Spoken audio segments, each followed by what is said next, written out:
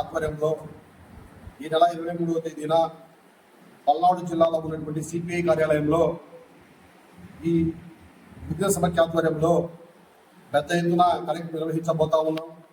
ఈ 7 నియోజకవర్గాల్లో ఉన్నటువంటి ఎస్టీ సామాజిక వర్గాలకు చెందినటువంటి నాయకులందరినీ కలుపుకొని పెద్ద ఎత్తున కార్యక్రమానికి శ్రీకారం చుట్టబోతా ఉన్నాం.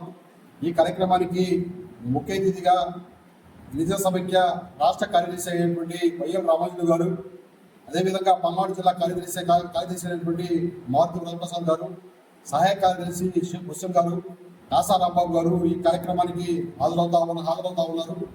కాబట్టి ఈ పల్నాడు జిల్లాలో ఉన్నటువంటి గిరిజనులు ఎదుర్కొంటున్నటువంటి సమస్యలపైన, అదేవిధంగా రాష్ట్ర ప్రభుత్వం ఇస్తామన్నటువంటి రుణాలు ఇంతవరకు ఇవ్వకపోగా గిరిజనులపై అనేకమైనటువంటి అరాచకాలు అనేటువంటి దాడులు జరుగుతూ ఉన్నాయి.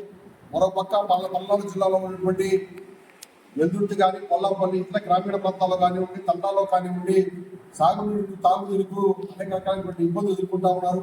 ఆయా సమస్యలపై చర్చించేందుకు ఈ కార్యక్రమానికి మేము శ్రీకారం చుట్టబోతున్నాం. కాబట్టి ఈ నియోజకవర్గంలో ఎస్టీ ప్రజలందరూ మమేకమై ఖచ్చితంగా ఈ కార్యక్రమంలో పాల్గొని విజయవంతం చేయాలని చెప్పేసి విద్యా సమైక్య నుంచి మేము పిలుపునిస్తా ఉన్నాం.